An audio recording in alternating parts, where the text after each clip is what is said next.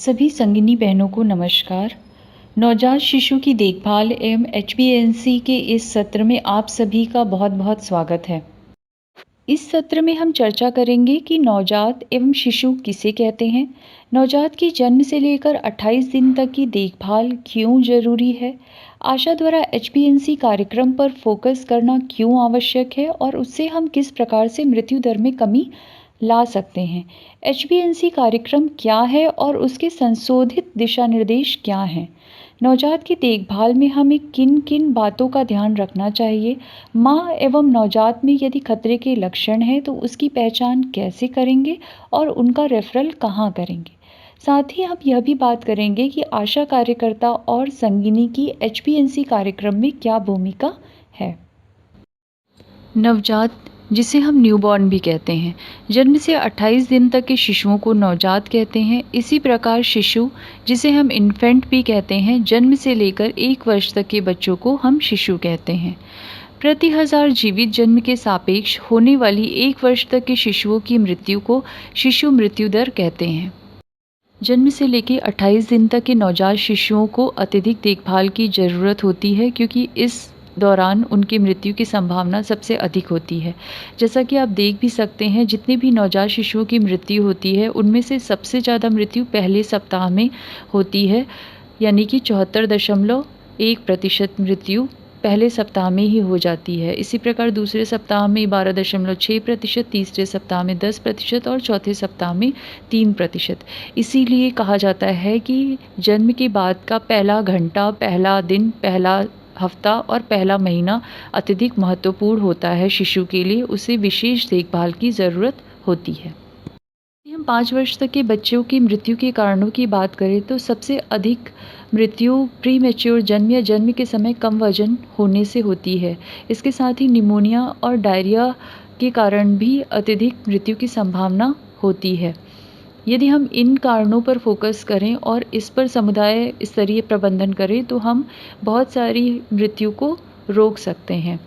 इसी प्रकार अन्य कारण हैं, जैसे गैर संचारी रोग, जन्म के समय सांस का अवरुद्ध हो जाना, प्रसव के समय चोट आ जाना, जन्मजात विकृति होना, बिना कारण या सही कारण का पता न लग पाना, एक्यूट जीवाणु संक्रमण या सेप्सिस का होना, बिना कारण के ही ज्वर होना आदि बच्चों की मृत्यु के कारण हैं।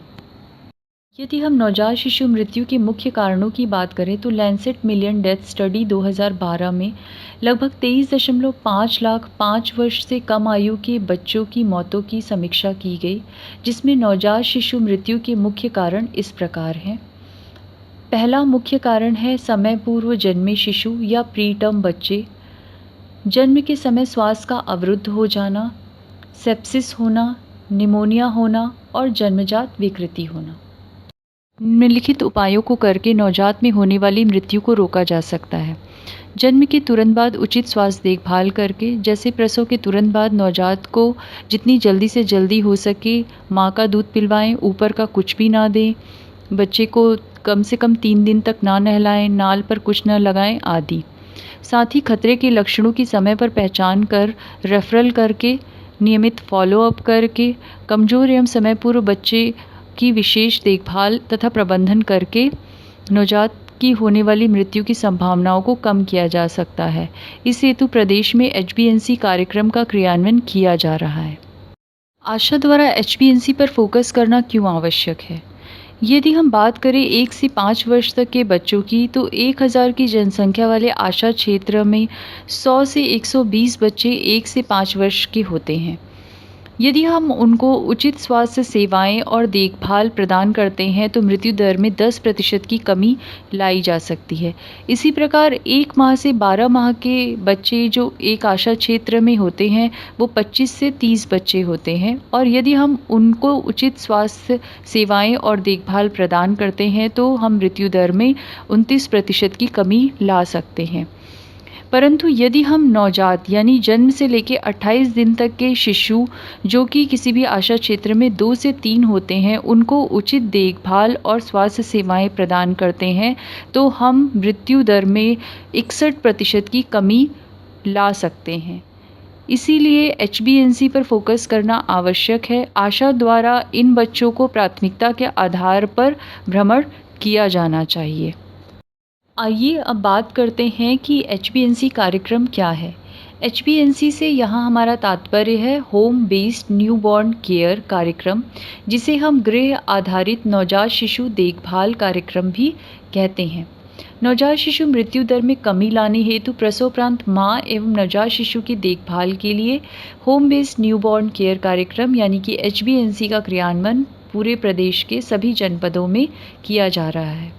आशा द्वारा 42 दिन तक 7 बार गृह भ्रमण कर नवजात शिशुओं एवं धात्री माताओं के स्वास्थ्य की घर पर देखभाल सुनिश्चित करवाई जाती है। इस आशा को एचबीएनसी कार्यक्रम के अंतर्गत मॉड्यूल 6 एवं 7 पर 4 चरणों में 5-5 दिवसीय प्रशिक्षण प्रदान किया जाता है। होम बेस्ड न्यूबॉर्न केयर कार्यक्रम के अंतर्गत जिन आशाओं ने मॉड्यूल 6-7 के प्रथम चरण का प्रशिक्षण लिया है और जिन्हें एचबीएनसी किट प्राप्त हुई है, उन आशाओं द्वारा नवजात शिशु के घरों का भ्रमण किया जाता है। एचबीएनसी प्रशिक्षण प्राप्त आशाओं को एचबीएनसी किट प्रदान किया जाता है, जिसमें निम्न सामग्री होती है: वजन मशीन तुला वाली, डिजिटल थर्मामीटर तापमान मापने के लिए, डिजिटल घड़ी बच्चों की श्वास की गणना करने के लिए, कंबल बच्चों को लपेटने के लिए और बैग। उसके साथ साथ एचबीएनसी प्रपत्र भी दिए जाते हैं, जिसमें वह गृह आधारित नवजात की देखभाल करके जानकारी भरती है। एचबीएनसी कार्यक्रम के अंतर्गत आशा द्वारा की जाने वाली रिकॉर्डिंग एवं रिपोर्टिंग इस प्रकार से है। आशा को अपने क्षेत्र में जन्मे सभी नवजात शिशुओं का गृह आधारित देखभाल के गृह भ्रमण प्रपत्र 1 को भरना है। इसके बाद आशा द्वारा गृह भ्रमण के दौरान भरे गए प्रारूप 1 व सभी सूचनाओं का संकलन करके प्रारूप 2 पर आशा संगिनी के माध्यम से एनम को प्रत्येक माह की 25 तारीख तक प्रदान करना है। एनम प्रारूप 3 पर आशाओं की रिपोर्ट को संकलित कर प्रारूप 1 व 2 सहित प्राथमिक या सामुदायिक स्वास्थ्य केंद्र पर प्रत्येक माह की 30 तारीख तक प्रेषित करना सुनिश्चित करती है। आशा द्वारा नवजात शिशु के जन्म के 24 घंटे के भीतर भ्रमण करने को बढ़ावा देने के लिए एचबीएनसी के दिशा निर्देशों में कुछ संशोधन किए गए हैं, जो इस प्रकार से है। यदि शिशु का जन्म घर पर हुआ है तो आशा द्वारा नवजात शिशु के घर का भ्रमण जन्म के तत्काल बाद 24 घंटे के भीतर और दूसरे दिन भी करना है। साथ ही शिशु की देखभाल के लिए पहले, तीसरे, 7वें, 14वें, 21वें, 28वें और 42वें दिन उसके घर का भ्रमण आशा द्वारा अवश्य किया जाना है। यदि शिशु का जन्म चिकित्सा केंद्र या अस्पताल में हुआ हो तो आशा माँ एवं परिवार के सदस्यों को कम से कम 48 घंटे तक अस्पताल में रहने के लिए प्रेरित करें। संस्थागत प्रसव की दशा में आशा द्वारा लाभार्थी को स्वास्थ्य केंद्र से डिस्चार्ज होने अर्थात संस्था से वापस लौटने के 24 घंटे के भीतर नवजात का गृह भ्रमण किया जाना सुनिश्चित करें। अन्य भ्रमण यथावत ही रहेंगे, यानी कि तीसरे, 7वें, 14वें, 21वें, 28वें, 42वें दिन का भ्रमण जिस प्रकार से पहले कर रही थी उसी प्रकार से आशा द्वारा किया जाना है। आशा द्वारा बीमार नवजात शिशुओं एवं कम वजन के बच्चों का एसएनसीयू, एनबीएसयू से डिस्चार्ज होने के 24 घंटे के भीतर गृह भ्रमण किया जाना है एवं डिस्चार्ज होने से 7 दिन तक आशा द्वारा प्रतिदिन गृह भ्रमण किया जाना चाहिए। संशोधित वित्तीय निर्देश इस प्रकार से हैं। आशा को एचबीएनसी हेतु प्रदान किए जाने वाली कुल 250 रुपये की प्रोत्साहन राशि को गृह भ्रमण के आधार पर 2 भागों में बांटा गया है। आशा को प्रथम भाग रुपये 150 की प्रोत्साहन राशि 24 घंटे के भीतर के भ्रमण, तीसरे एवं 7वें दिन के भ्रमण पर देय होगी।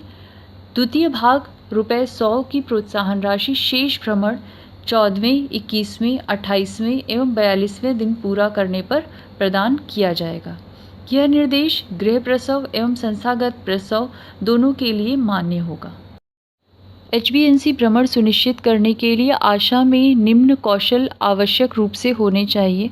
पहला है हाथ धोना, दूसरा वजन लेना, तीसरा तापमान मापना, चौथा है हाइपोथर्मिया से बचाव हेतु कंबल में लपेटना। इसी प्रकार श्वास के संक्रमण के पहचानने हेतु सांसों की गणना करना, केएमसी देकर कम वजन के बच्चों का प्रबंधन करना, माँ एवं बच्चे में खतरे के लक्षणों की पहचान कर तुरंत रेफरल करना।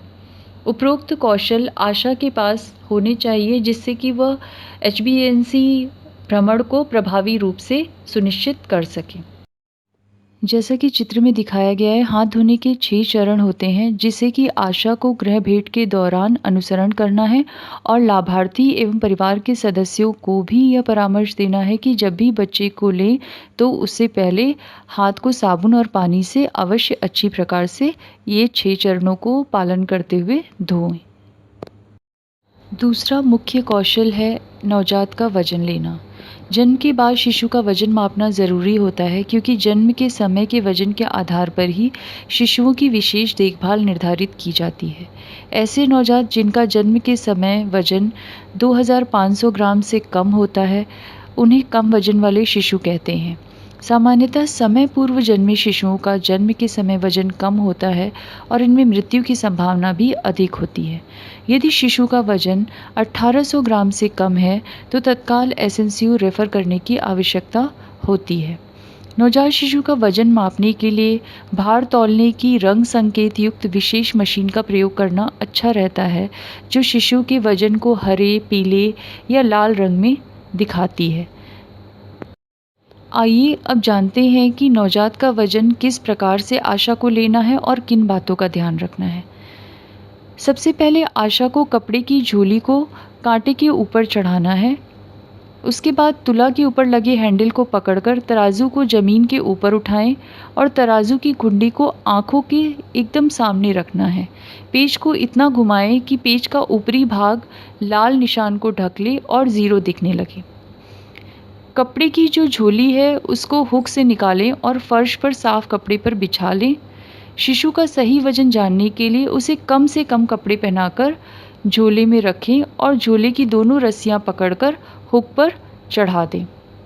तराजू के ऊपर लगे हैंडल को ध्यान से पकड़े रहकर धीरे धीरे खड़े हो झोला और उसमें रखे शिशु सहित तराजू को ऊपर उठाना है जब तक कि घुंडी आपकी आंखों के सामने ना आ जाए।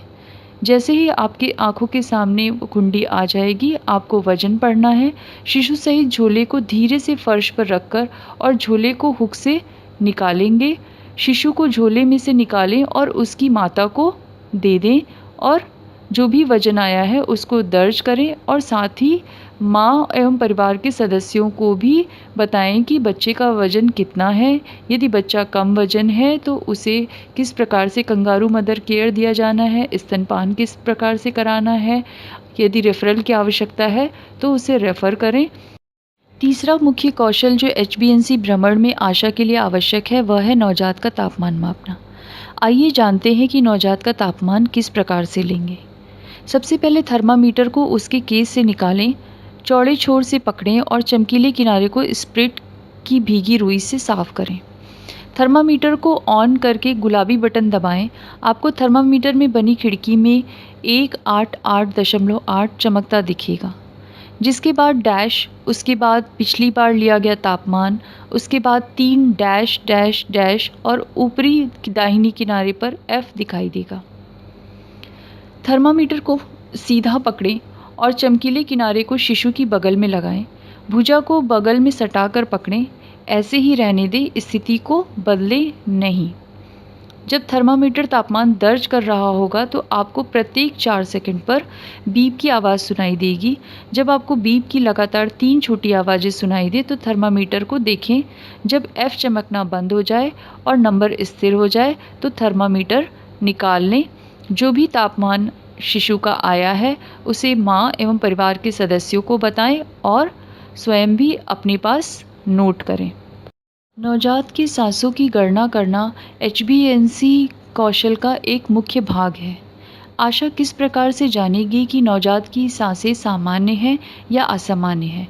यदि नवजात शिशु 1 मिनट में 59 सांस ले रहा है तो इसका मतलब है शिशु की सांसें सामान्य हैं।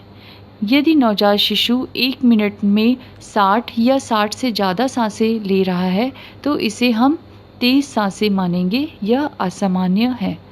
सांसों की गणना करने में आशा को किन बातों का ध्यान रखना चाहिए। सांसें गिनने से पहले यह सुनिश्चित कर ले कि शिशु रो ना रहा हो या स्तनपान न कर रहा हो।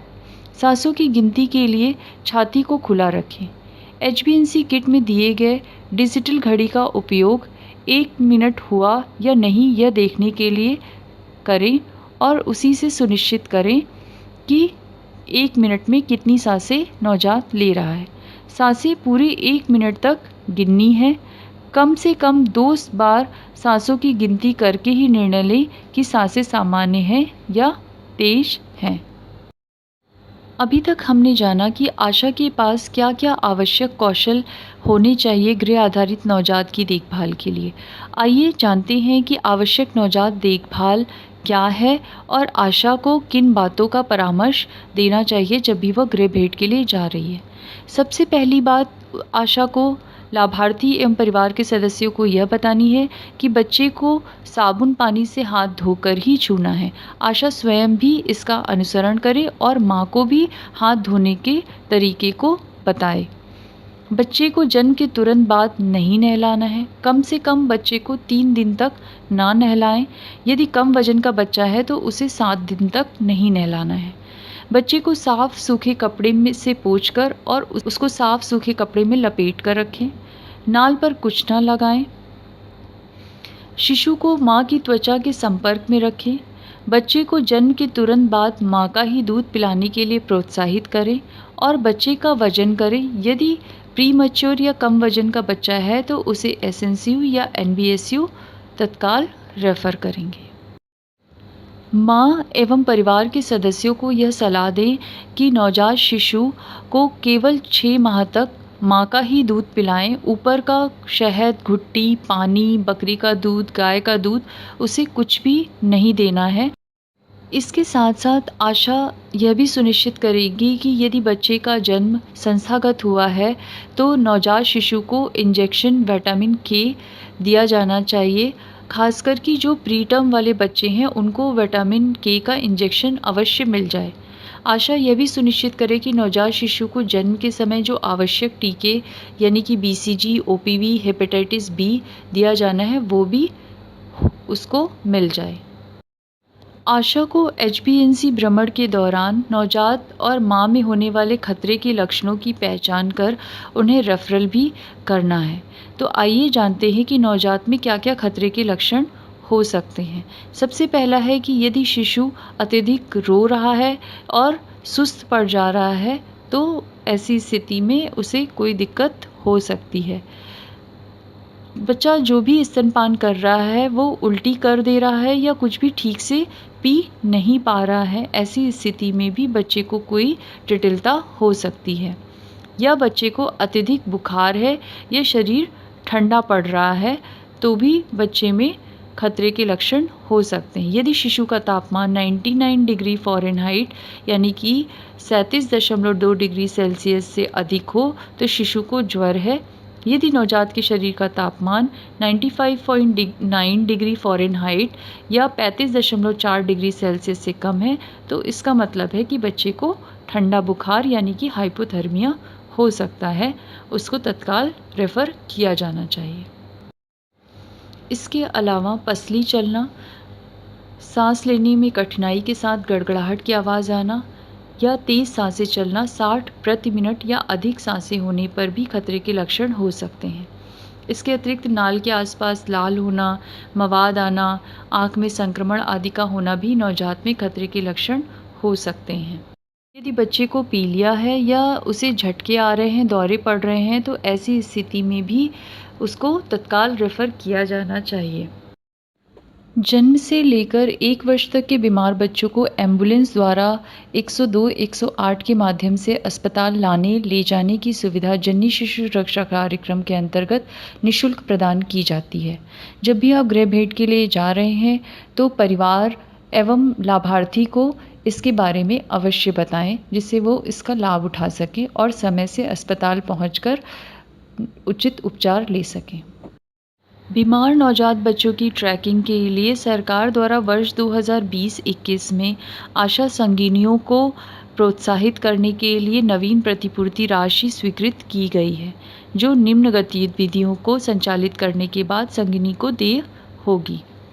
पहली है, संगिनी को अपने क्षेत्र भ्रमण के दौरान बीमार और अधिक जोखिम वाले शिशुओं, उनमें भी जन्म के समय 1800 ग्राम से कम वजन वाले एमएसएनसीयू से डिस्चार्ज शिशु को फॉलोअप करने पर अधिकतम मासिक प्रोत्साहन राशि रुपये 150 देय होगी।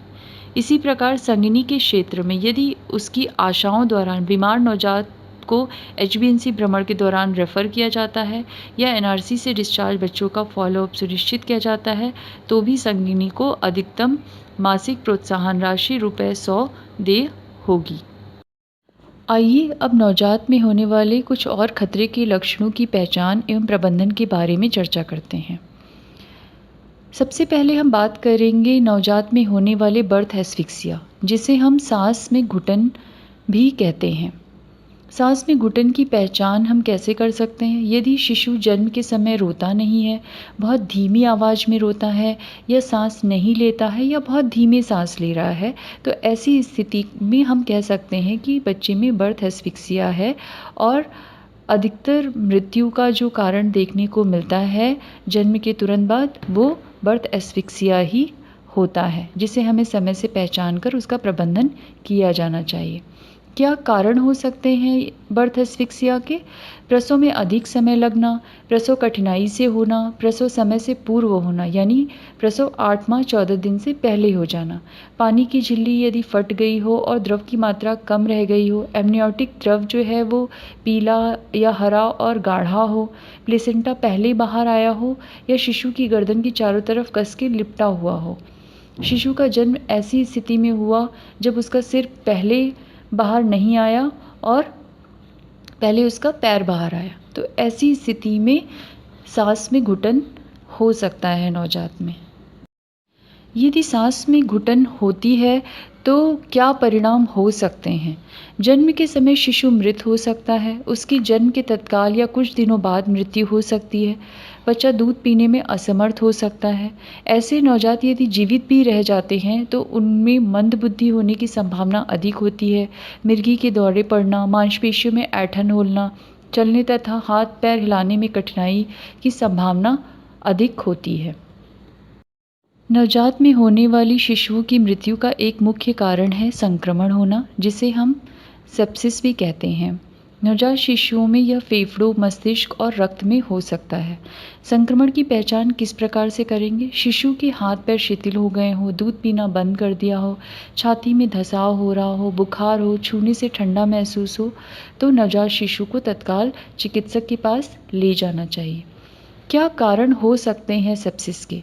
माता को गर्भ या प्रसव के दौरान संक्रमण हुआ हो, प्रसव के समय स्वच्छता न रखने के कारण भी संक्रमण हो सकता है, समय से पूर्व जन्मा या जन्म के समय नवजात का वजन 2000 ग्राम से कम हो, प्रसव के पश्चात ठंड में रहने से शिशु कमज़ोर हो गया हो, शिशु को ठीक से स्तनपान न कराने के कारण वह कमज़ोर हो गया हो और उसे शीघ्र और केवल स्तनपान न कराया गया हो, ऐसे व्यक्ति के संपर्क में आया हो जिसे कोई भी प्रकार का संक्रमण हो। ये कारण हो सकते हैं नवजात में संक्रमण होने के।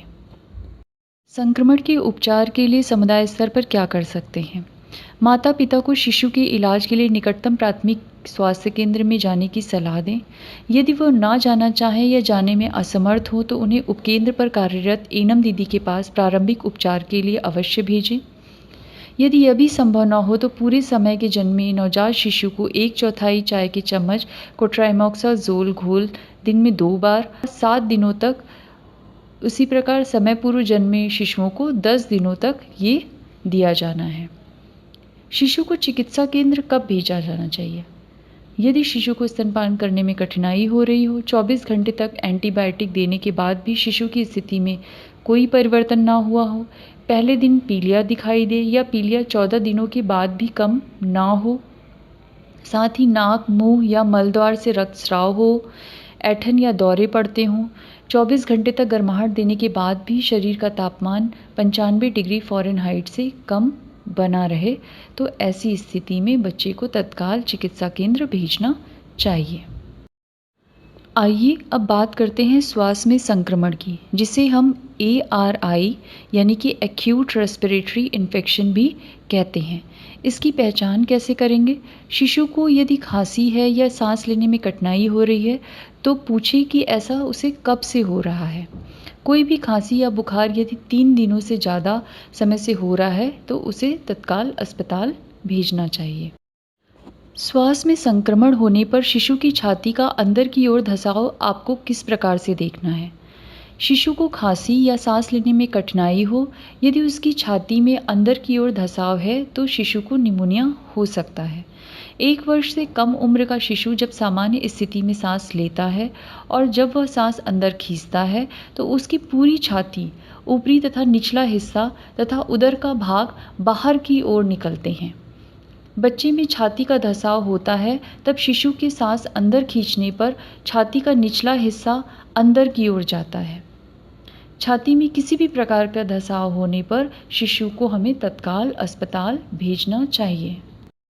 इसी प्रकार नवजात में यदि बुखार है तो उसकी पहचान किस प्रकार से करेंगे और क्या उपचार करेंगे? यदि शिशु का तापमान 99 डिग्री फ़ारेनहाइट यानी कि 37.2 डिग्री सेल्सियस से अधिक हो तो शिशु को ज्वर है। यदि गर्मियों के मौसम में शिशु का तापमान बढ़ जाए तो निम्नलिखित तरीके से यह जांच करें कि अधिक तापमान अधिक कपड़े पहनाने से है या उसे वास्तव में बुखार है। शिशु को खोलें, उसकी टोपी उतार दें, खिड़की दरवाजे खोल दें ताकि शिशु को थोड़ी हवा मिल सके, ठंडक मिले। माता से स्तनपान कराने को कहें। यदि कमरे में गर्मी फैलाने वाला कोई भी स्रोत है, कोई भी कोयला जलाया है या लकड़ी जलाई हुई है तो उसे बंद करवा दें। 30 मिनट तक प्रतीक्षा करें और शिशु का तापमान दोबारा मापें। यदि दोबारा मापने पर भी तापमान बढ़ा हुआ है तो इसका मतलब है ज्वर है। यदि तापमान सामान्य हो जाता है तो फिर इसमें घबराने की कोई बात नहीं है। यदि शिशु का तापमान सामान्य हो जाए तो माता को आपको समझाना है कि अधिक गर्मी के मौसम में शिशु को अधिक कपड़े पहनाने या गर्म कपड़ों में लपेटने की आवश्यकता नहीं होती है। यदि उपाय अपनाने के बाद भी शिशु के शरीर का तापमान सामान्य से अधिक हो तो शिशु को तत्काल उपचार के लिए रेफर किया जाना चाहिए। आइए अब नवजात में होने वाले हाइपोथर्मिया यानी कि ठंडेपन को किस प्रकार से पहचान करेंगे और क्या होता है इसके बारे में जानते हैं। हाइपोथर्मिया क्या है? यदि नवजात के शरीर का तापमान 95.9 डिग्री फ़ारेनहाइट या 35.4 डिग्री सेल्सियस से कम है तो वह ठंडा बुखार यानी कि हाइपोथर्मिया हो सकता है। अतः जन्म के बाद शिशु के कमरे का तापमान इतना होना चाहिए कि सामान्य व्यक्ति को उसमें गर्मी लगे। हाइपोथर्मिया क्यों होता है? जब प्रसूति कक्ष बहुत ठंडा होता है, शिशु को जन्म के तुरंत बाद सुखाया नहीं जाता है, शिशु को मां से दूर रखा जाता है, शिशु को पर्याप्त कपड़े नहीं पहनाए जाते हैं या कमरे में उचित गर्माहट नहीं होती है या शिशु को नहला दिया जाता है, ऐसी स्थिति में हाइपोथर्मिया यानी कि ठंडा बुखार होने की संभावना बढ़ जाती है। ठंडा पड़ने की संभावना किन बच्चों को अधिक होती है? यदि बच्चा कम वजन वाला है या बीमार शिशु है या जन्म के तुरंत बाद का बच्चा है और उसे कपड़े में नहीं लपेटा गया है तो ऐसे बच्चों को ठंड लगने की संभावना अधिक होती है। आइए अब जानते हैं कि यदि नवजात शिशु का शरीर ठंडा पड़ रहा है तो क्या करेंगे। कमरे के तापमान को बढ़ाएंगे, उसे कपड़े और टोपी पहनाएं, गर्म कपड़े में लपेटें और उसे माता के निकट लिटाएं। शिशु को मां के शरीर से चिपका कर रखें और कमर और छाती पर कपड़ा गर्म करके रखें। क्योंकि शिशु की त्वचा बहुत कोमल होती है, नाजुक होती है, तो इतना अधिक गर्म कपड़ा नहीं रखना है जिससे शिशु की त्वचा जल जाए।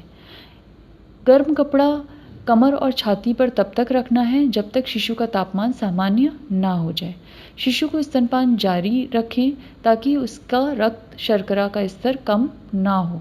कम तापमान से ग्रस्त शिशु में सामान्य रूप से रक्त शर्करा का स्तर कम हो जाता है, इसलिए यह आवश्यक है कि माँ लगातार उसको थोड़ी थोड़ी देर पे स्तनपान कराती रहे और अपनी त्वचा से चिपका कर रखे। आशा को गृह भेंट के दौरान माँ एवं परिवार के सदस्यों को इन खतरे के लक्षणों के बारे में अवश्य बताना चाहिए और ऐसे लक्षण होने पर उसे कहाँ जाना है इसके बारे में भी अवश्य बताएं। आइए अब जानते हैं कि यदि बच्चे में खतरे के लक्षण हैं तो उन्हें कहाँ रेफ़र किया जा सकता है। रेफ़र करने के लिए 2 तरह की यूनिट है। पहली है NBSU यानी कि न्यूबॉर्न स्टेबलाइजेशन यूनिट, दूसरी है SNCU जिसे हम सिक न्यूबॉर्न केयर यूनिट भी कहते हैं। यदि हम NBSU की बात करें तो ये 4 बिस्तरीय यूनिट होती है जो कि मैटरनिटी वार्ड के नज़दीक होती है और थोड़े समय के लिए कम वज़न या बीमार बच्चों की देखभाल के लिए यहाँ पर रखा जा सकता है। सिक न्यूबॉर्न केयर यूनिट की यदि बात करें तो यह 12 बिस्तरीय यूनिट होती है जो कि लेबर रूम के नज़दीक होता है और जहाँ बीमार नवजात बच्चों को विशेष चिकित्सकीय देखभाल प्रदान की जाती है। कोई भी फैसिलिटी जहाँ पर 3000 से ज़्यादा प्रतिवर्ष डिलीवरी होती है वहाँ इस यूनिट का होना अनिवार्य है। सभी जिला अस्पताल इस क्राइटेरिया में आते हैं। NBSU और SNCU में जो सेवाएं दी जाती हैं, आइए उसके बारे में चर्चा करते हैं। NBSU में जन्म के समय जो सेवाएं दी जाती हैं वो है संक्रमण से बचाव के लिए नवजात को गर्म रखना, नवजात को जन्म के तुरंत बाद स्तनपान करवाना, रिससिटेशन करवाना, नवजात का वजन करना।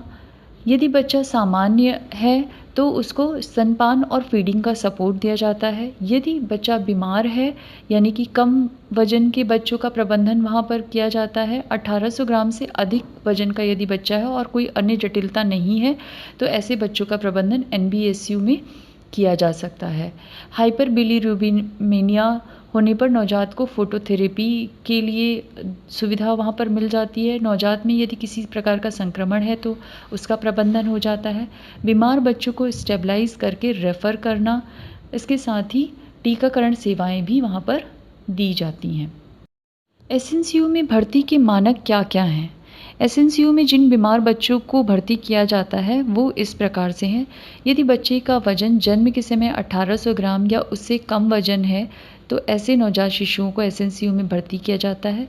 इसके अतिरिक्त 34 सप्ताह से पूर्व जन्मे नवजात शिशुओं को जन्म के समय 4000 ग्राम या उससे अधिक वज़न के यदि नवजात शिशु है, यदि जन्म के समय या बाद में सांस न ले पाने या सांस लेने में समस्या है, स्तनपान करने में अक्षम है शिशु, सांस सामान्य से तेज है यानी कि प्रति मिनट 60 या उससे अधिक सांसें हैं, सांस का उखड़ना, गंभीर पीलिया, जन्म के 24 घंटे के अंदर या 14 दिन के बाद भी हथेली एवं तलवों में पीलापन दिखाई दे, ठंडा बुखार हो, 97 डिग्री फ़ारेनहाइट से कम है शरीर का तापमान, यदि बच्चे को बुखार है, यदि तापमान 99 डिग्री फ़ारेनहाइट से अधिक है, दौरा पड़ना या सुस्त हो जाना, शरीर नीला पड़ना, पेट का फूलना, दस्त और पेचिश, मल में रक्त आना, जन्मजात विकृति यानी होंठ कटा होना, तालू चिपका होना, हाथ पैर टेढ़े मेढ़े होना, सर में गांठ होना आदि होने पर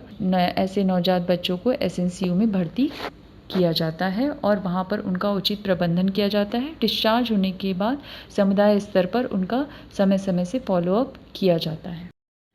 प्रसव के बाद नवजात के साथ साथ माँ में भी खतरे के लक्षण हो सकते हैं, तो जब भी आप गृह भेंट के लिए जा रही हैं तो माँ एवं परिवार के सदस्यों को अवश्य ही माँ में होने वाले खतरों के लक्षणों के बारे में बताएं जिससे कि उसका समय से प्रबंधन किया जा सके। क्या लक्षण हो सकते हैं? यदि अत्यधिक रक्तस्राव हो रहा है, 24 घंटे में 5 से अधिक महिला पैड बदल रही है तो ऐसी स्थिति में उसे तत्काल रेफ़र किया जाना चाहिए। यदि उसे सफ़ेद बदबूदार स्राव हो रहा है, सांस लेने में तकलीफ़ हो रही है तो ऐसे लक्षण दिखने पर उसे तत्काल रेफ़र किया जाना चाहिए। साथ ही यदि महिला को तेज बुखार है, पेशाब करने में दिक्कत या दर्द हो रहा है, सिर दर्द और धुंधला दिखाई दे रहा है तो ऐसी कोई भी स्थिति होने पर भी महिला को तत्काल रेफ़र किया जाना चाहिए। इसके अतिरिक्त यदि महिला को झटके आ रहे हैं, दौरे पड़ रहे हैं या पेट के निचले हिस्से में दर्द है तो ऐसी स्थिति में भी महिला को तत्काल रेफ़र किया जाना चाहिए। आइए अब बात करते हैं कि कौन सी समस्या होने पर कहाँ जाना उचित होगा महिला के लिए। तो यदि महिला में प्रसव के बाद प्रसव मार्ग में पीड़ा है, पेशाब न कर पा रही हो या पेशाब में जलन हो रही है, पेट के निचले भाग में दर्द है या शिशु को स्तनपान कराने में कठिनाई हो रही है तो ऐसी स्थिति में महिला को तत्काल 24/7 जो PSC है वहाँ पर रेफ़र किया जाना चाहिए और वहाँ पर उपचार लिया जाना चाहिए। इसी प्रकार यदि महिला की योनि से अत्यधिक रक्तस्राव हो रहा है, मलमूत्र नियंत्रित नहीं हो पा रहा है, योनि से बदबूदार सफ़ेद स्राव है, सांस लेने में कठिनाई है, नज़र धुंधला पड़ रही है, दौरे पड़ रहे हैं, बुखार होना या बेहोशी है, तो उसे तत्काल FRU यानी कि फर्स्ट रेफरल यूनिट या जिला चिकित्सालय रेफ़र किया जाना चाहिए। गृह आधारित नवजात की देखभाल में आशा की भूमिका बहुत ही अहम हो जाती है। आशा को गृह भ्रमण के दौरान नवजात की उचित देखभाल की सलाह देनी चाहिए। जन्म के 24 घंटे के भीतर आशा द्वारा गृह भेंट सुनिश्चित की जानी चाहिए। यदि संस्थागत प्रसव हुआ है तो जैसे ही महिला डिस्चार्ज होकर घर पहुंच रही है उसके 24 घंटे के अंदर आशा द्वारा भ्रमण सुनिश्चित हो जाना चाहिए। आशा HbA1c के दिशा निर्देश के अनुसार हाथ धोना, वजन या तापमान लेना, सांसों की गणना करना, खतरे के लक्षणों की पहचान आदि करना है और आवश्यकता अनुसार माँ एवं परिवार के सदस्यों को जाकर सलाह देनी है। साथ ही यदि बच्चे का वजन 1.8 किलोग्राम से कम है या वजन नहीं बढ़ रहा है या अन्य कोई खतरे के लक्षण हैं तो ऐसे बच्चों को SNCU या नज़दीकी स्वास्थ्य इकाई पर रेफ़र करें। कम वजन के बच्चे को पूरे दिन में लगभग 6 से 8 घंटे कंगारू मदर केयर देने हेतु माँ एवं परिवार के सदस्यों को सलाह दें। कंगारू मदर केयर के बारे में हम अगले सत्र में विस्तार से चर्चा करेंगे। साथ ही परिवार नियोजन के साधनों के बारे में बताएं और अपनाने के लिए प्रेरित करें। जब भी गृह भेंट के लिए आशा जा रही है तो लाभार्थी के साथ साथ परिवार के सदस्यों से भी इसके बारे में अवश्य बात करें। आशा संगिनी द्वारा यह सुनिश्चित किया जाना है कि गृह भ्रमण के दौरान आशा की जानकारी के स्तर एवं कौशल का संगिनी द्वारा अवलोकन किया जाए और आवश्यकता अनुसार उसे सहयोग प्रदान किया जाए। क्लस्टर मीटिंग और AAA मीटिंग यानी कि उपकेंद्र स्तरीय बैठकों के दौरान आशा को इससे संबंधित जो भी जानकारी है वह प्रदान की जाए। जो भी दिशा निर्देश हैं उसके बारे में उनको उन्मुख किया जाए। ऐसे परिवार जो सेवा लेने के लिए मना कर रहे हैं उन्हें सेवा लेने के लिए आशा के साथ जाकर प्रेरित करें और उन्हें मोबिलाइज़ करने में आशा को सहयोग करें। अगर वजन लेने वाली मशीन, थर्मामीटर, डिजिटल घड़ी काम नहीं कर रही है तो इसकी सूचना ब्लॉक पर दें जिससे कि उसे तुरंत बदला जा सके। आशा संगिनी की मासिक बैठक के दौरान नवजात की देखभाल, खतरे के लक्षणों की समय से पहचान एवं रेफरल के बारे में अवश्य चर्चा करें। आशा द्वारा 24 घंटे के भीतर किए जाने वाले HbA1c भ्रमण को फोकस करें और उसको बढ़ावा दें। आइए अब पूरे सत्र में हमने जो कुछ भी सीखा है उसको एक क्विज़ के माध्यम से दोहरा लेते हैं। आपको आगे कुछ प्रश्न दिए जाएंगे जिनके 4 विकल्प दिए गए हैं। आपको उन प्रश्नों के विकल्प में से एक सही उत्तर है जिसे चुनना है और सही उत्तर बताना होगा। पहला प्रश्न इस प्रकार से है, हमारे प्रदेश में सबसे अधिक नवजात की मृत्यु का मुख्य कारण क्या है? विकल्प इस प्रकार से हैं, प्रीमेच्योर या कम वजन के बच्चे का जन्म होना, स्तनपान करने में कठिनाई होना, संक्रमण होना, बुखार होना। सही उत्तर है, हमारे प्रदेश में सबसे अधिक नवजात की मृत्यु प्रीमेच्योर या कम वजन के जन्मे बच्चों के कारण होती है। दूसरा प्रश्न इस प्रकार से है, प्रीमेच्योर जन्म किसे कहेंगे? विकल्प इस प्रकार से हैं, 8 माह 14 दिन से पहले जन्मे शिशु, 40 सप्ताह पर जन्मे शिशु, 20 सप्ताह पर जन्मे शिशु, 9 माह पूरा होने से पहले जन्मे शिशु। सही उत्तर है, 8 माह 14 दिन से पहले जन्मे शिशु प्रीमेच्योर जन्म कहे जाते हैं। तीसरा प्रश्न, SNCU में किन बच्चों को भर्ती किया जाता है? विकल्प इस प्रकार से हैं, अति कम वजन के बच्चे, कटे फटे होठ या जन्मजात विकृति वाले बच्चे, या सांस लेने में जिन्हें दिक्कत है ऐसे बच्चे, या उपरोक्त सभी। इसका सही उत्तर है उपरोक्त सभी। प्रश्न 4 इस प्रकार से है, इनमें से कौन सा नवजात में होने वाला खतरे का लक्षण नहीं है? विकल्प इस प्रकार से है, तेज़ सांस चलना, शरीर का ठंडा पड़ना, पेशाब में जलन होना, कुछ भी पी नहीं पाना। सही उत्तर है, पेशाब में जलन होना नवजात में खतरे के लक्षण नहीं है। प्रश्न 5 इस प्रकार से है, यदि प्रसव के बाद 24 घंटे के भीतर आशा द्वारा भ्रमण सुनिश्चित करने पर नवजात की मृत्यु दर में कितने प्रतिशत की कमी लाई जा सकती है? विकल्प इस प्रकार से हैं, लगभग 31% की, लगभग 51% की, लगभग 21% की और लगभग 61% की। इसका सही उत्तर है लगभग 61% की कमी मृत्यु दर में लाई जा सकती है। हम उम्मीद करते हैं कि सभी संगिनी बहनों ने इस सत्र में पूरी सक्रियता के साथ भाग लिया होगा और पूरी बातों को अच्छी तरह से सीखा होगा। आपसे यह अपेक्षा की जाती है कि इस सत्र को सही प्रकार से समझकर और क्लस्टर बैठक में क्षमतावर्धन सत्र में निर्धारित कैलेंडर अनुसार इसका संचालन सुनिश्चित करें। आप सभी को बहुत बहुत धन्यवाद।